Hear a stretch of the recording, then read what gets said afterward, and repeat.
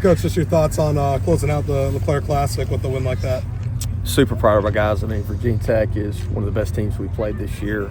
You look at their offensive numbers, they're Nintendo numbers. They're super dangerous, and I thought our pitching staff was outstanding. I talked to the team about, hey, Lance, your job isn't to go out there and throw a complete game today. It's to go out there and close out the first inning. If you can close out the second one, and just pass the ball and keep the chain connected. And then, Ethan Young came in and was tremendous, and so was Brad Pruitt.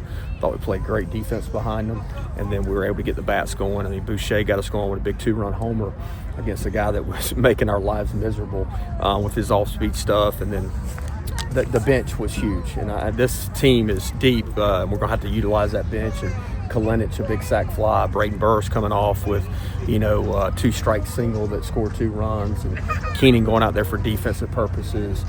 You can just see there's a lot of depth on the team. It seems like the young guys are bringing a lot of energy too.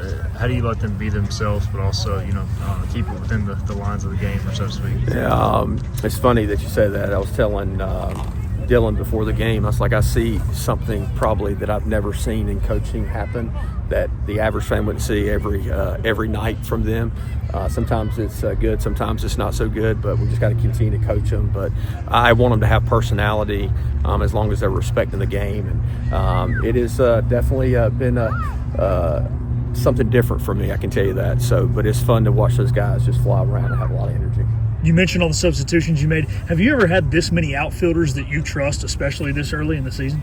I mean, some of them are outfielders. So, Roger's not an outfielder, he's an infielder. So, we're just trying to, get guys in that give us the best chance to win. Roger obviously has brought some energy to our offense.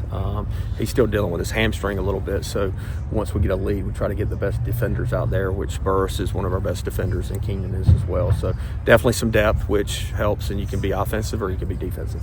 How's Ethan continuing to grow as you continue to put him out there and he delivers?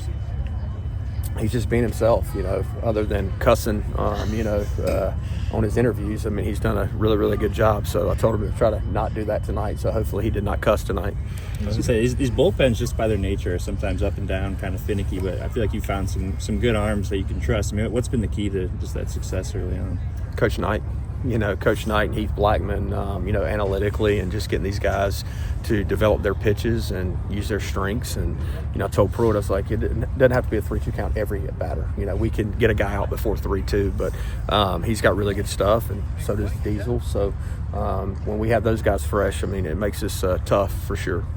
Coach, turf surrounds the home plate. Just curious, in all your years of playing and coaching baseball, now having that here at Clark LeClaire Stadium, have you noticed any differences just with sliding or running or walking up to the plate with turf instead of dirt?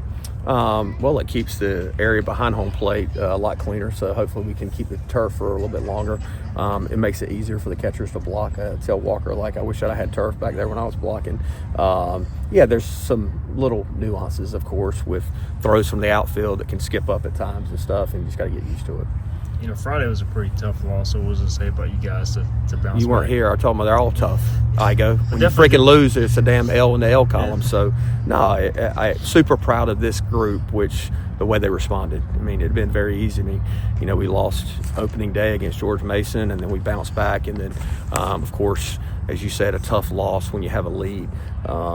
And the guys were hurt. They invest a lot. The coaches do too, so it's not fun. But for those guys to show up and really play well the next 2 games, we played clean baseball and pitched well. We played good defense, and we swung the bats well.